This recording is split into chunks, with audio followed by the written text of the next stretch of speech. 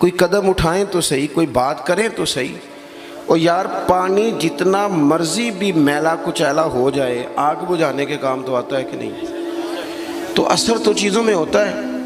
تو چڑیا نے اپنی چونچ میں، باقی تو نہ ساتھ چلیں، تو اس نے اپنی چونچ میں پانی کے چند قطرے بھرے جتنے آ سکتے تھے، اور لا کے حضرت ابراہیم کے لیے جو آگ جلائی گئی تھی اس کے قریب چھوڑے۔ ادھر سے رب کا حکم آ گیا، آگ میرے ابراہیم پہ ٹھنڈی ہو جا۔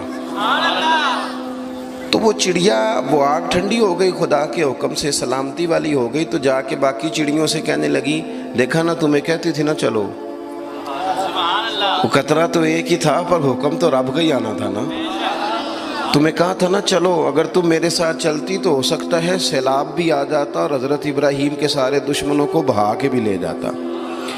ایک تو سب سے پہلے اپنی اہمیت کو سمجھیں، آپ محسوس کریں کہ ہم مسلمان ہیں۔ مسلمان جو ہوتا ہے نا اس کے ساتھ خدائی طاقت ہوتی ہے۔ نبی پاک صلی اللہ تعالی علیہ وسلم نے فرمایا دعا مومن کا ہتھیار ہے، اس کے ساتھ جو خدائی طاقتیں ہیں وہ کافر مشرک کے ساتھ نہیں۔ جب تک یہ سمجھ نہ لیتا کہ اللہ تعالیٰ کی طاقتیں، اس کا فضل میرے ساتھ ہے۔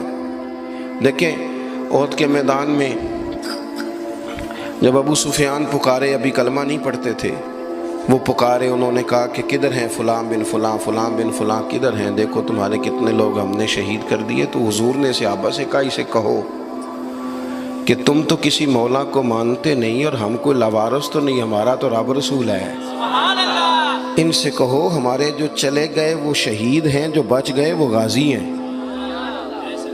تو پہلے تو مسلمان یہ پہچانے، اور جب پہچان لے اچھے طریقے سے کہ میں مومن ہوں۔ دیکھیں نا ہم نے ساری زندگی جٹ بن کے، بٹ بن کے، رائی بن کے گزار دی، کچھ چاہیے نا کہ زندگی کی کچھ 4 سال مسلمان بن کے بھی گزارے۔ اقبال کہنے لگے یوں تو سید بھی ہو، مرزا بھی ہو، افغان بھی ہو۔ دل کبھی کرتا ہے کہ اقبال سے پوچھوں آپ نے سب سے پہلے سید کا ہی نام لے دیا ہے۔ یوں تو سید بھی ہو، مرزا بھی ہو، افغان بھی ہو، اور تم سبھی کچھ ہو، بتاؤ کہ مسلمان بھی ہو۔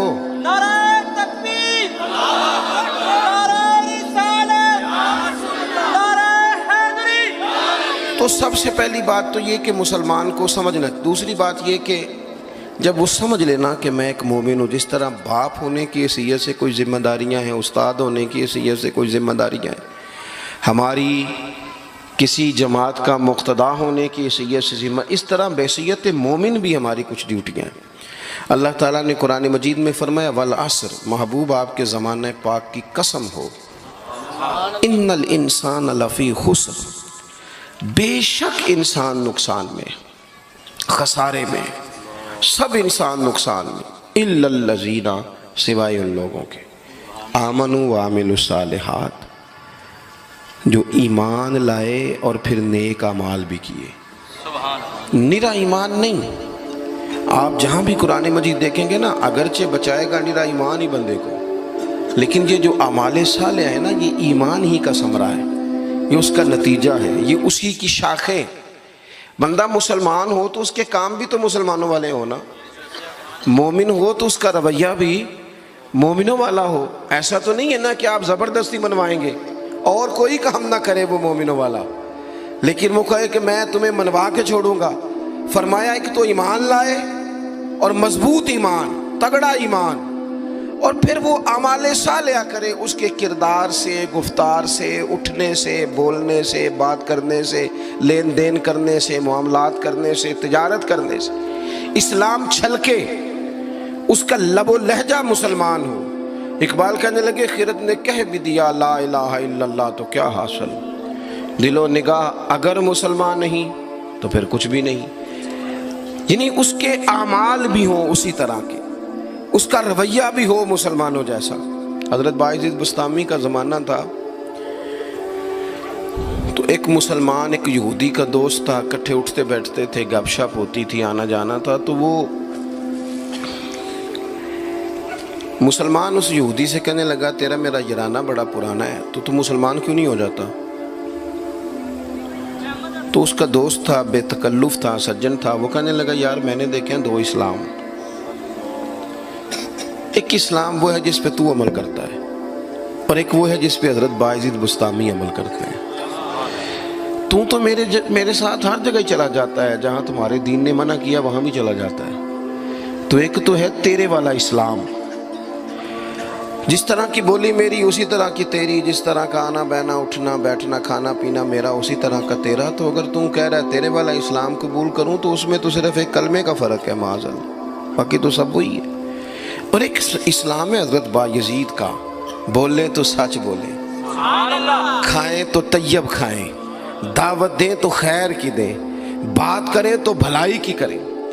اگر اسلام وہ ہے جس پہ حضرت بایزید عمل کرتے ہیں تو پھر تو ان سے کہے مجھے دین کی دعوت دیں، ان والا اسلام میں قبول کرنے کو تیار ہوں۔ جب تک ہمارے مزاجوں میں ہم نہ زبردستی، جب آپ ناراض نہ ہونا، بعض دینی لوگ اسلام کو لبادے کا نام ہے، داڑھی رکھ لی پگڑی باندھ لی تو بس اسلام مکمل ہو گیا، جبر کریں گے، بعض دفعہ اس طرح کا لہجہ اختیار کریں گے کہ لوگ پریشان ہو جائیں۔